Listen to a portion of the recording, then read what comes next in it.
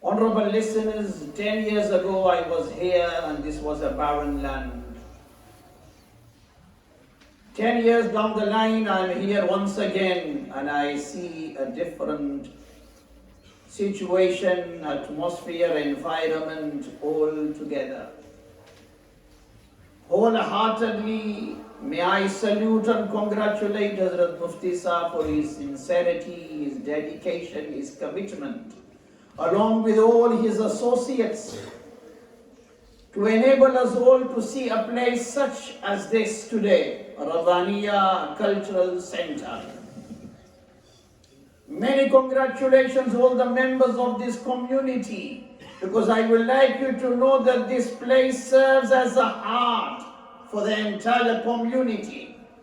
Just as the heart of a human body will pump blood into the entire body for every limb to function well, in the same way this place is a heart for this community which will pump spiritual blood into the entire community, into every home.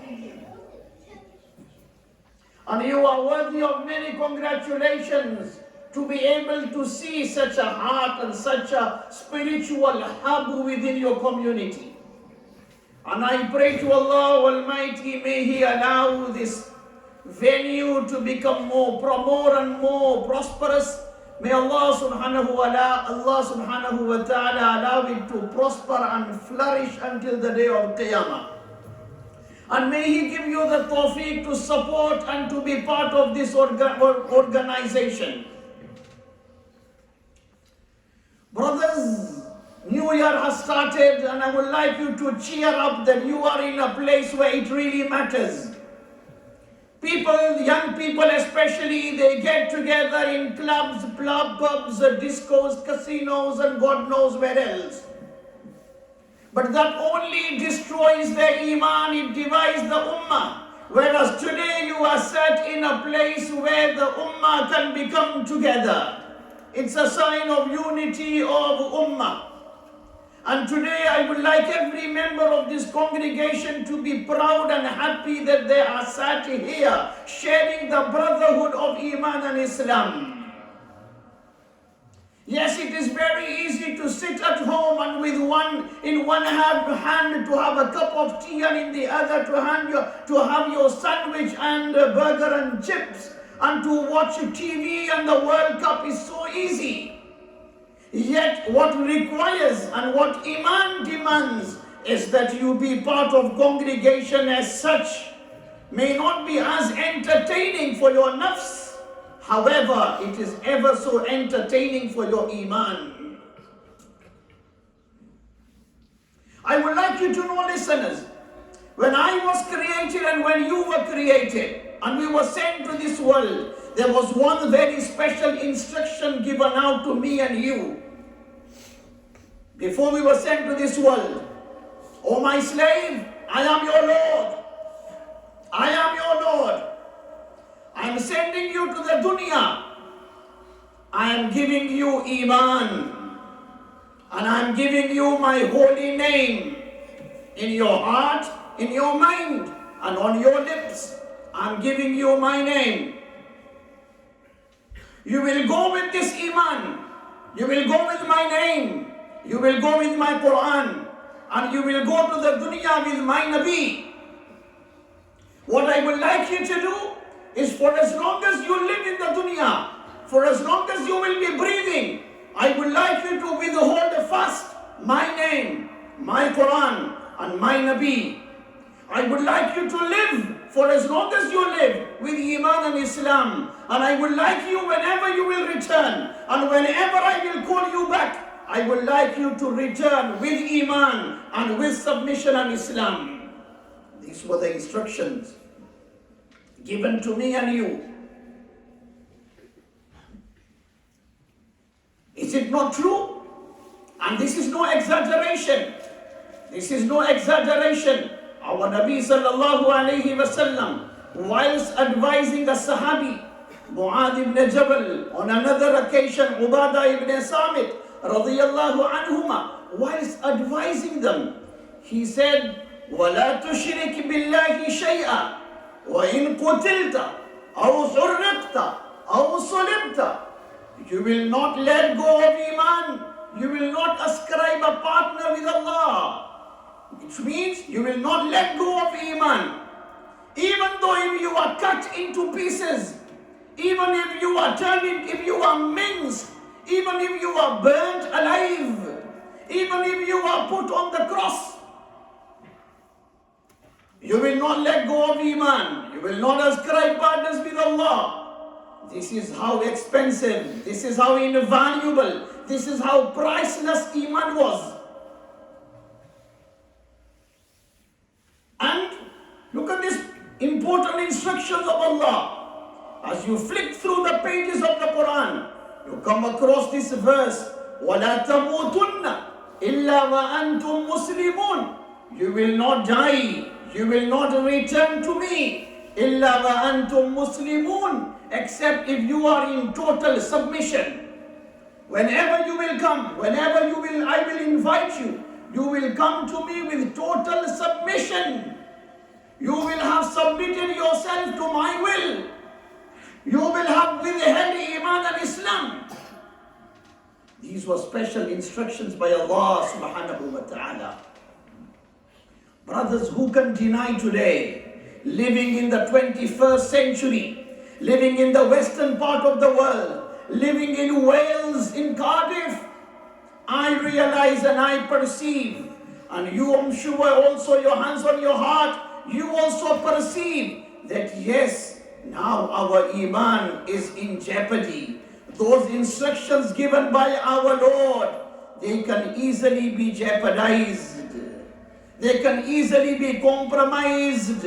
There are so many enemies standing in the path of Iman and Islam, readily available to pounce at you and to maul your Iman, and to make sure you do not return to your Lord with Iman and Islam. Do we not perceive this? We perceive this all the time. The fluctuation of Iman, the deterioration of Iman, the vulnerability of Iman. I and you, we all experience this all the time.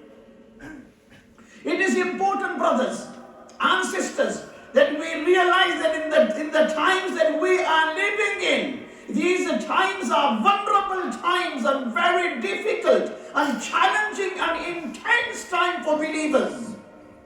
Never in the entire history of Iman and Islam, never in the entire history of Islam, for the believers, times have been so intense with their Iman. Yes, in the past, there were bloodsheds in thousands, even millions. But they were not to really take the Iman away. Now the strategy is different. War strategy is different. It's not necessarily to kill you with bullets. It is to take your Iman away from you. These are the times that we are living in. And if we read in the light of hadith of our Nabi sallallahu alayhi wa sallam, let me make you realize that what sort of times we are living in. He alayhi salatu wa salam, he said that Bada al-Islamu ghariba wa sayaudu ghariba. Islam started very poor. Islam started as a very alien faith. Nobody was willing and happy to accept and embrace it, because it was the hardship that they had to suffer, and the sacrifices they were expected to give were far too many, and it was regarded as an alien religion. Whoever accepted, they were alienated. So Islam started very poor, as an alien faith. He alayhi salatu wassalam confirms a time will come after all the ups and downs. A time will come وَسَيَعُودُ غَرِيبًا. A time will come when Islam once again will be alienated. Muslims will be alienated. It will be regarded as a crime to have Iman. I would like you to know that we are living during those poor days of Iman. We are living during those poor days of Iman, during those very strange and weird days of Iman, during the days where Iman and Islam once again has been alienated. And do we not see that? How Muslims are targeted, how Iman is targeted, how in different ways the whole world getting together is trying to take the Iman from me and you. And let me remind you of this another hadith on the same subject. يأتي على الناس زمان يأتي على الناس زمان मेरी उम्मत पर ऐसा वक्त भी आने वाला है. Such times are going to fall on my ummah. الصابر على دينهم كالقابض على الجمر. Such time will be coming along upon my ummah. A time will come when to remain consistent on Iman and Deen, to walk on the path of Iman and Islam with consistency, will be as difficult as holding a burning coal in the hand. To hold burning coal in the hand, extremely difficult. You'll hold it and you'll drop it after some seconds.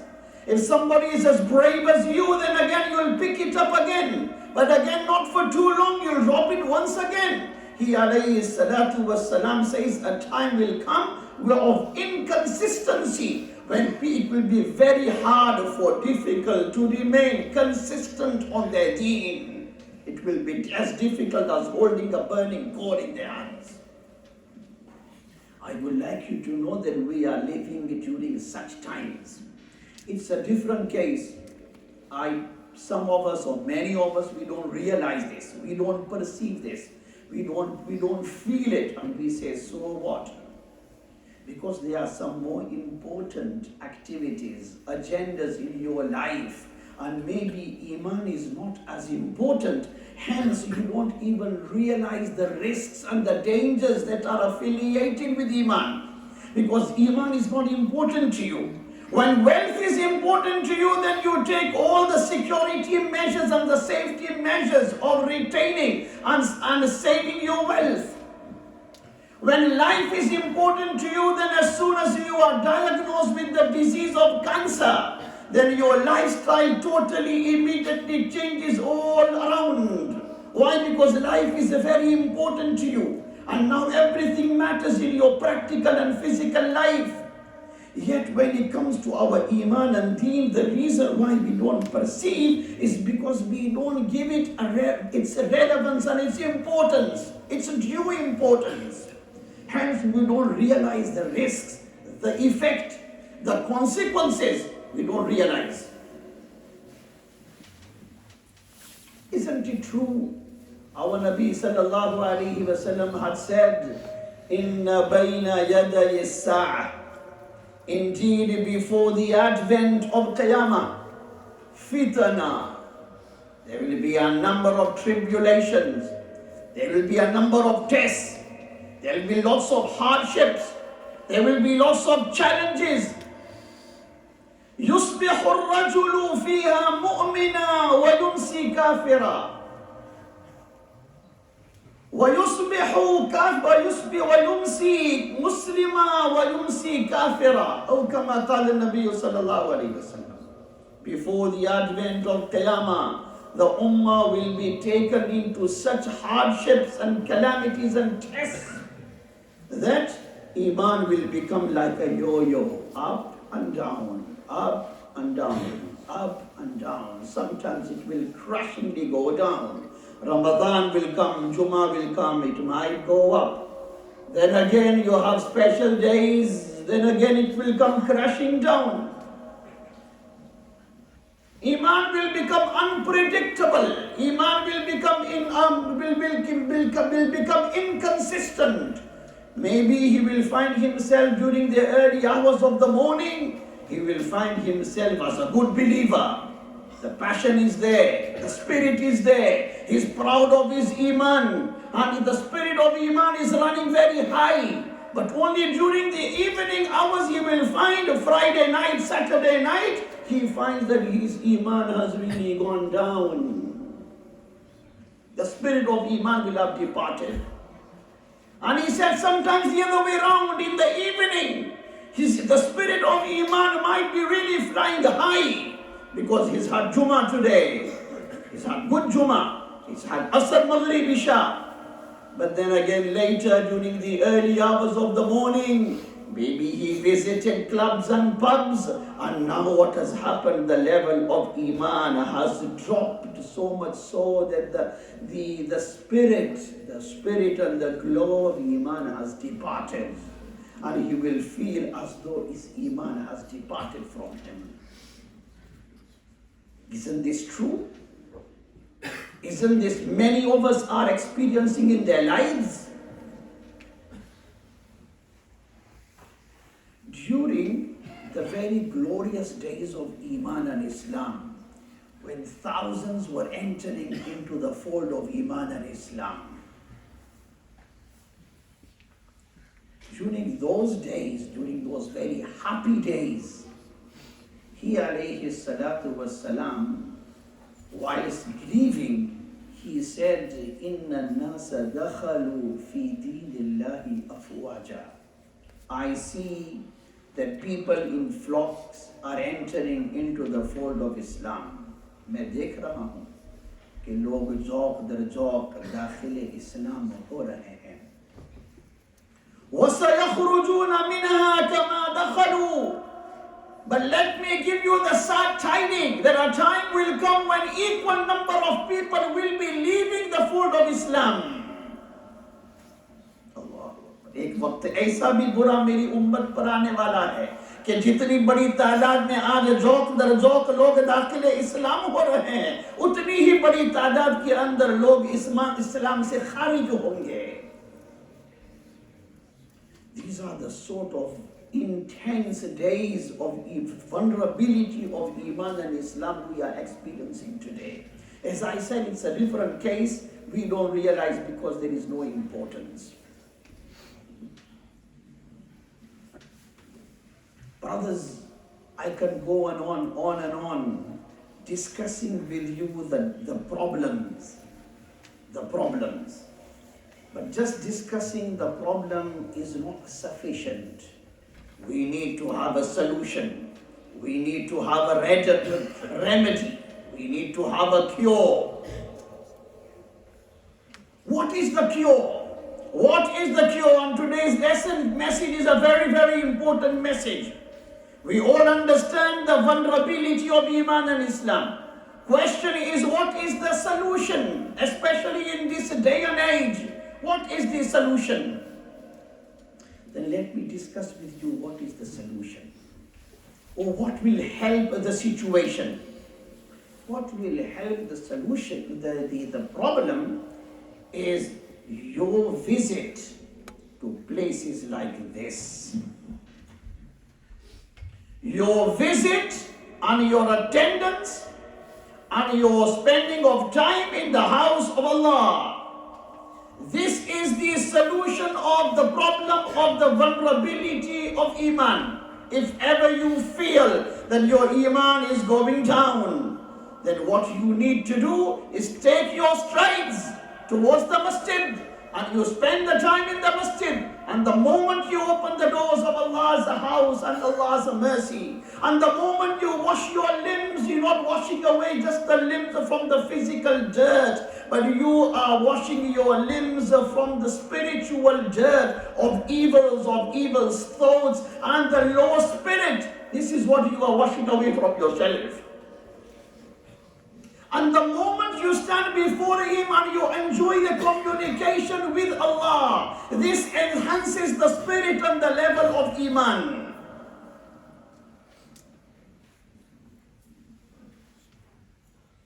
And this is not mere exaggeration, that maybe you feel this is maybe my theory. What is my theory? Allah has created the deen, me and you, and Allah has created His deen. And Allah has sent His Nabi Muhammad sallallahu alayhi wasallam, who better than themselves are telling us what is exactly the remedy. You know, in Cardiff, places of landmark are many. You can say the Principality Stadium, you could say the Cardiff Castle, or you could say many other places that stand as a landmark place for this city. And maybe you feel these are best places to visit. Let me tell you, in the city of Cardiff, what are the best places that stand in the eyes of Allah as the best places. One day a Jew, a rabbi, a Jewish rabbi who used to, now and then they used to come to Prophet sallallahu alaihi wasallam many times to test his knowledge and to compare his answers with the information they find in their own books. So one day a rabbi comes along and he said, Ya Muhammad sallallahu alaihi wasallam, Ayyul biqa'i khayr. What places on the face of the land, of the face of the planet, are regarded as the best? Never was the habit of our Nabi sallallahu alaihi wasallam to answer without having confirmed knowledge and information by Allah. As he did not have confirmed the knowledge at the time, he asked him to wait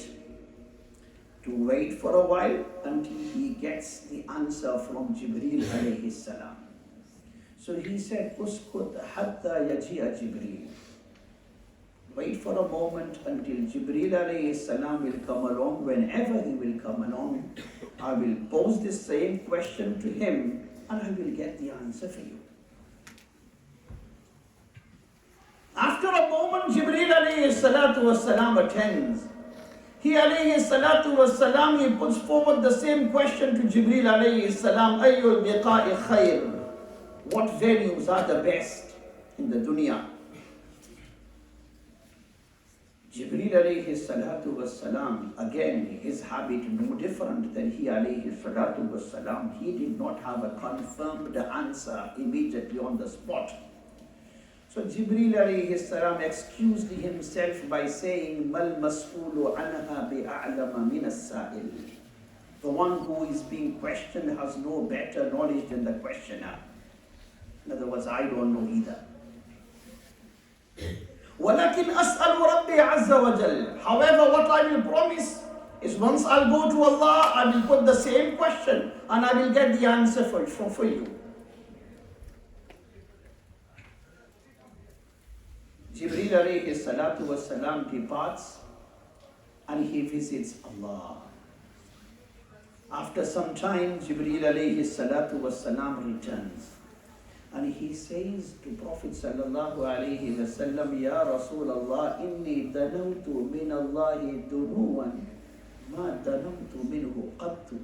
Today, whilst I went to Allah to collect the answer for this particular question, the nearness that I enjoyed of being in the company of Allah has never been the case before in the past. I've never enjoyed so much nearness to Allah as I did today on this occasion. So he alayhi salatu wasalam, he asked Jibreel that how close were you today? So he said, Kana bayni wa baynahu sab'ina alfa hijabim min nur. There were 70,000 layers of nur between me and him whilst I was communicating with him. Then Jibreel alayhi salatu wasalam breaks to Prophet sallallahu alayhi wasallam the reply. He said, Khairul biqa'i masajiduha wa sharrul biqa'i aswaquha. The best places on the face of the land are the houses of Allah, and the worst are the marketplaces, the places of evil, the places that will distract you from the remembrance of Allah. The marketplaces, the bazaars, whereas the best places are the houses of Allah. I would like you to know, in the entire city of Cardiff, this Masjid Rabbaniah, whether it's Masjid Umar, whether it's Masjid Bilal, whether it's Masjid Uthman, whether it's Madani Masjid in the city, whether it's Medina Masjid, whether it's Masjid Tawheed, or no matter which masjid is, I would like you to know that these places are the best places in the city of Cardiff. are very special depots. These are depots. These are depots to distribute the noor of Allah. These are depots to distribute the rahmat and the barakat of Allah. This is from where the hidayat are spread all over the city. These are very special places.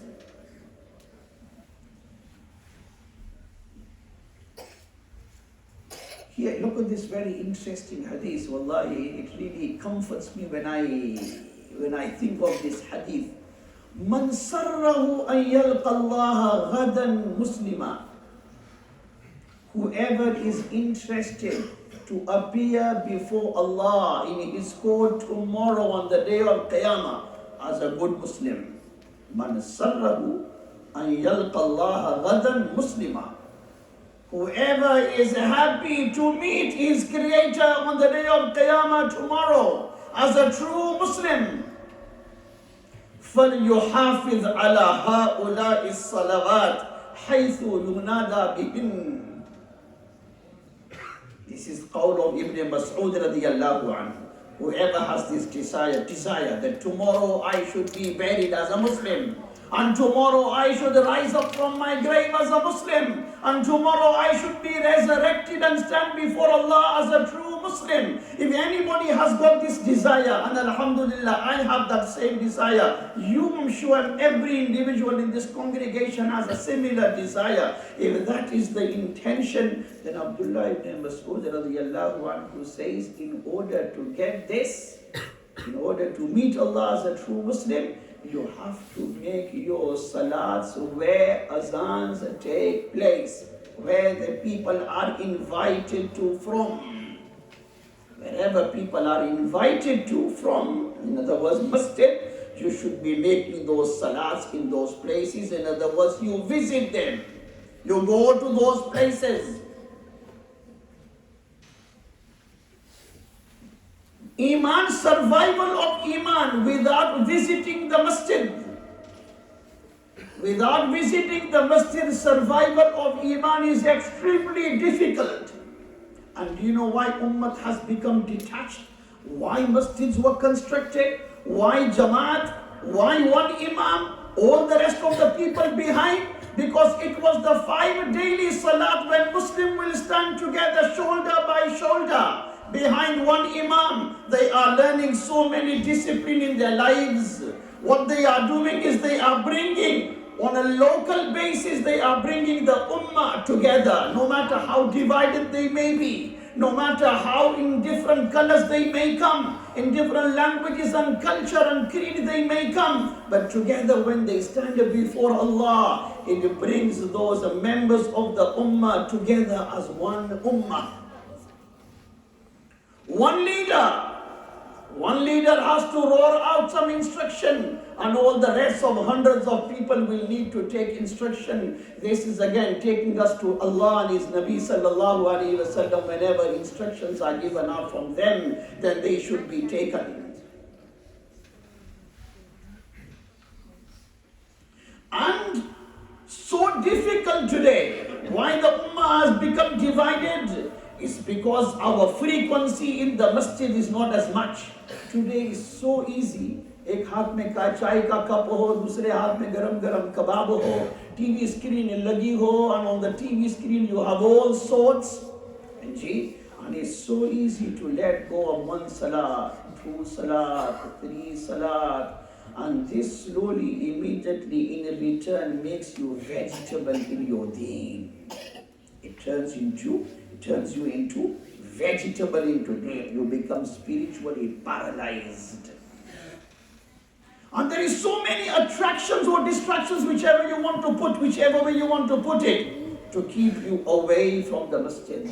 But it takes a Muslim, it takes a believer to give up on everything, to leave everything behind, to get up and to take his strides towards the masjid. This is what is required, whether it's Fajr Salat or whether it's any Salat.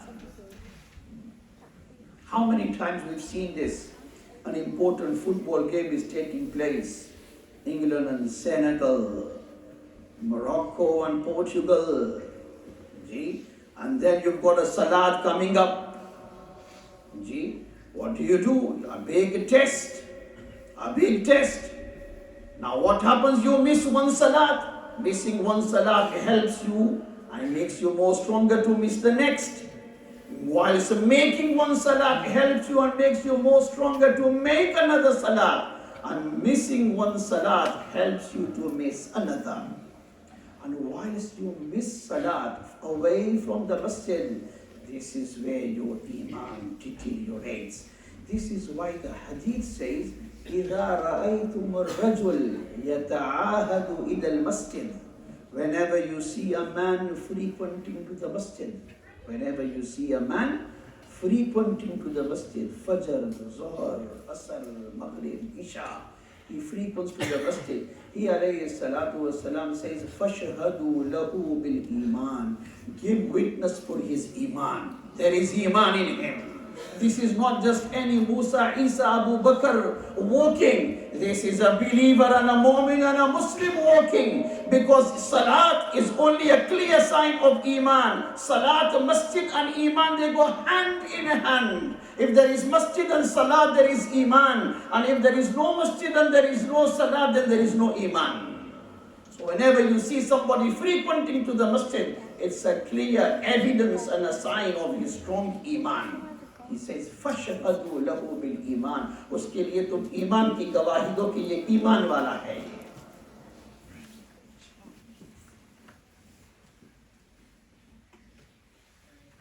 Interesting, a very interesting event that took place in the time of our Nabi sallallahu alaihi wasallam.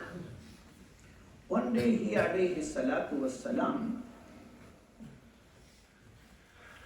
in Fajr Salat, he attended very late. He attended very late for Fajr Salat. And the Sahaba would always wait for him until he came. Nobody had the courage to get up, of course. Who would have the courage to get up in his place and read Salat? But on this occasion, he came very late. He was so late, the Sahaba were anxious if the Fajr time will expire any time. So they kept on peeping out to check if the sun had risen or not. That's how late he was. But next, immediately he walked in. He rushed right to the front. Takbir was given and he led Salat. فَتَجَوَّزَ فِي صَلَاتِهِ. He cut short his salat. Salat was shortened. Maybe there was no time, or maybe he was making many older people wait for a long time. So salat was cut short. As soon as salam was made, فَسَلَّمْ فَدَعَا بِصَوْتِهِ. He made the announcement, عَلَى مَصَافِكُمْ أَنْتُمْ. As soon as he made salam from his place, he announced, I would like everybody to remain seated in their places. فَانْفَتَلَ إِلَيْنَا. He turned around towards us. And he said, I will speak to you and I will discuss to you why I was late today in Salat. Imam Sahab aaj late kyun hue? You want to discuss. Maybe you'll think that, with me and maybe Mufti Sahib, you can assume maybe overslept. But with he alayhi salatu wassalam, it wouldn't be, it would be something else. So he said, Amma inni sawuhaddithukum ma habasani ankum al-ghadat. I will discuss with you why today I was late. He said, Inni qumtu min al-layl. I got up in the middle of the night. فَتَوَضَّأْتُ. I made wuzu. وَصَلَّيْتُ مَا قُدِّرَ لِي. And I read tahajjud salat, as many rakats as was possible for me. فَنَعَسْتُ فِي صَلَاتِي. Whilst I was offering my tahajjud salat in the middle of the night, I fell asleep. Or slumber took over me, I was half asleep in my salat. Hatta istathqaltu.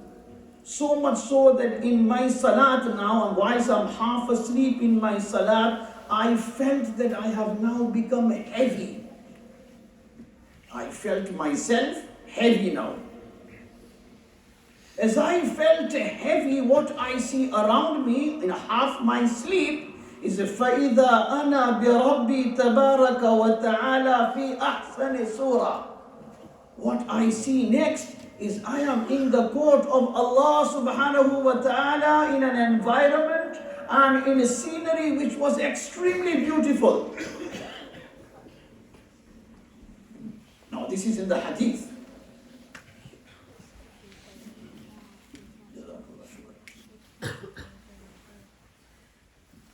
I would like you to listen very attentively, and this is not a made-up story. This is authentic hadith from books of hadith. Bismillahirrahmanirrahim.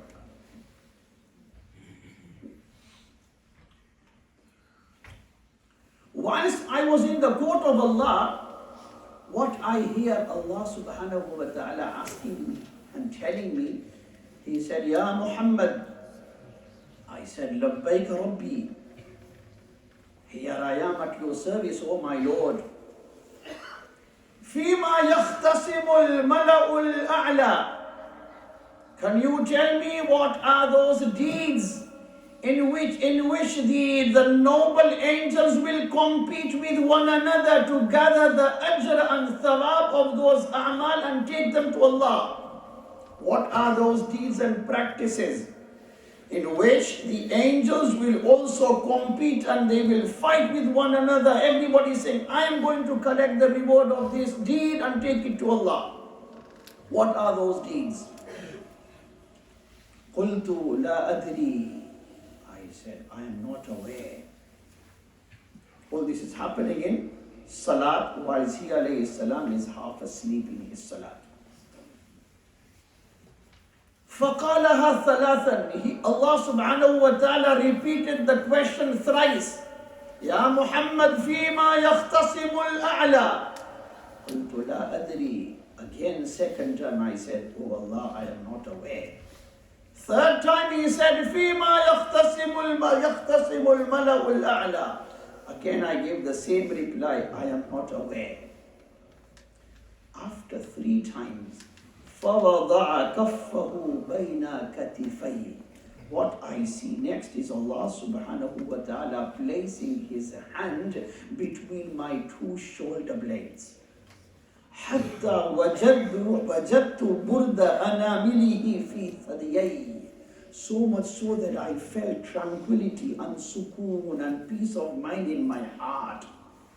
I felt so cool and so calm and so collected. Once Allah subhanahu wa ta'ala had placed his blessed hand between my shoulders. Now that Allah subhanahu wa ta'ala has placed his hand between my shoulders, suddenly فَتَجَلَّى لِي كُلُّ شَيْءٍ وَعَرَفْتُ. Now what happens next is as though I felt that now everything is before my eyes. All the veils of the unseen and the invisible were as though lifted away from my eyes.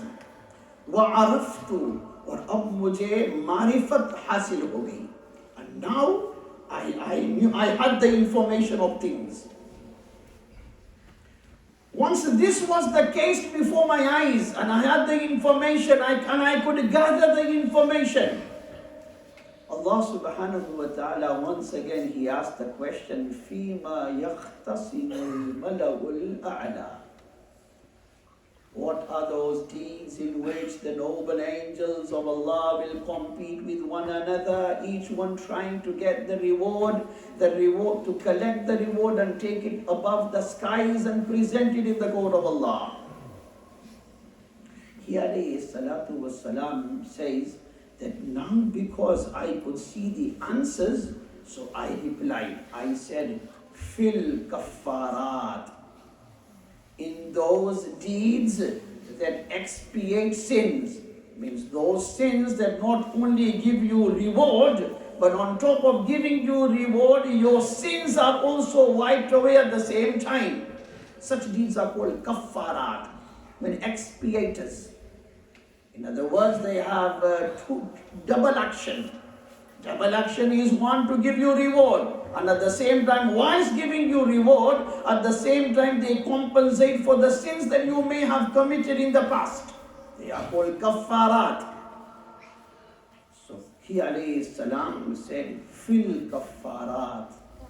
The angels, they compete with one another with those a'mal which carry double action. So Allah subhanahu wa ta'ala asked next, وَمَا هُنَّ. And what are those deeds that expiate sins as well? That give reward and they give sins and they wipe off sins as well. So I replied, مَشْيُ الْأَقْدَامِ إِلَى الْجَمَاعَاتِ. To walk to the masjid, to get salat with jamaat. One, it is one deed that expiates sins and gives reward. This is one deed amongst kaffarat.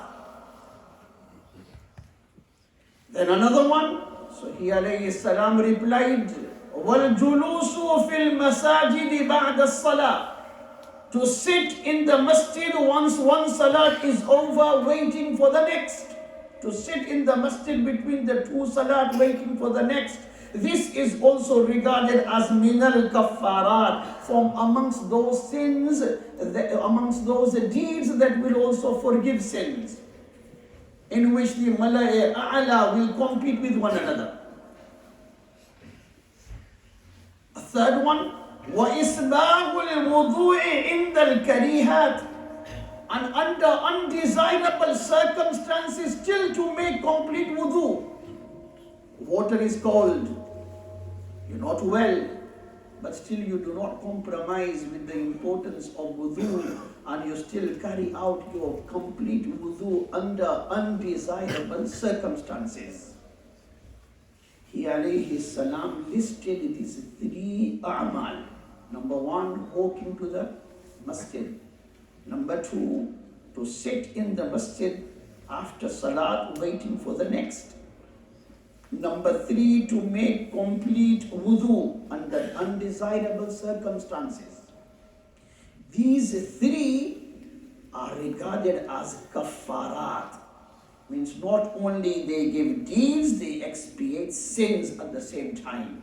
And these are a'mal in which the malaika will want, each one will want to take the reward of this individual and present it in the court of Allah, knowing that Allah loves these deeds.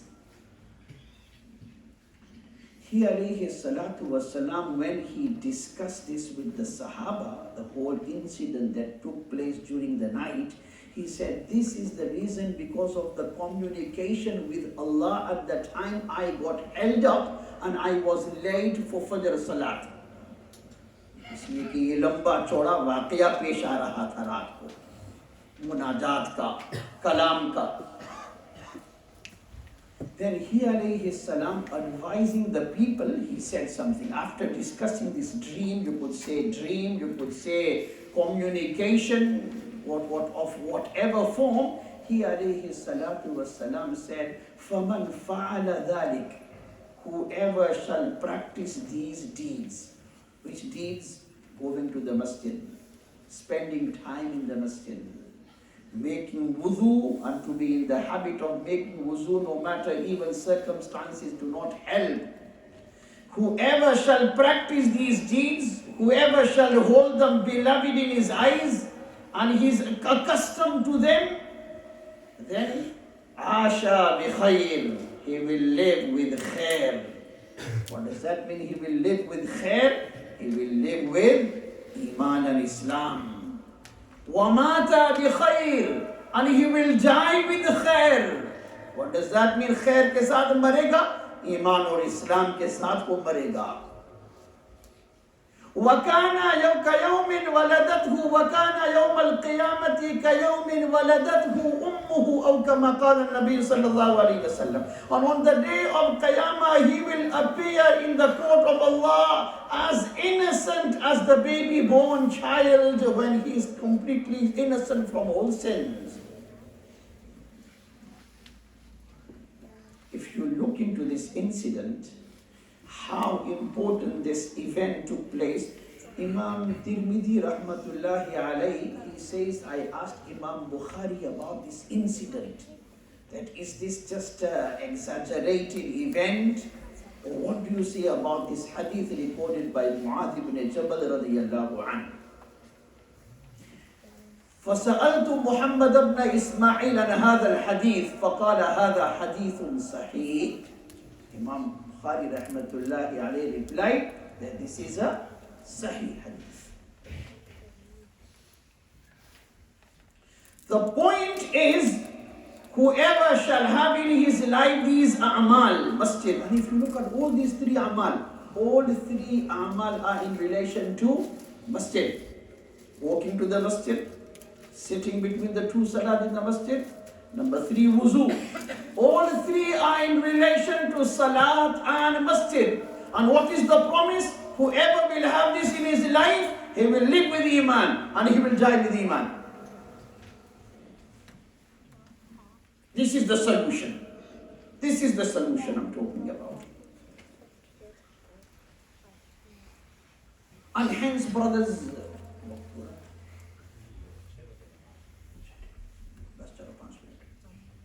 so brothers, time is short. Short message for myself, for yourself, and for the entire Muslim Ummah. For as long as the masjid is occupied with people, for as long as we are there from Fajr till Isha, wherever in any masjid we can get our salat with Jamaat, that is the guarantee for the protection of Iman and Islam. And for as long as we are consistent on this, inshaAllah, rest assured, Iman is preserved. And no matter how many fitnas will be echoing outside the masjid, for as long as you take your strides towards the masjid, you will remain protected. How it works, maybe you can't understand. But if Allah presents this and His Nabi presents this as a remedy and as a cure, then we have to take it for granted that this is where our remedy and the cure is. Whether it's imaginable, unimaginable in today's very physical and apparent and practical lives, that what has Iman or what has this got to do with this and what has this got to do with this. Let us leave all our theories to one side. Our deen is all about relying in Allah and His Nabi and in His Quran. And if we get certain instructions from them, then we are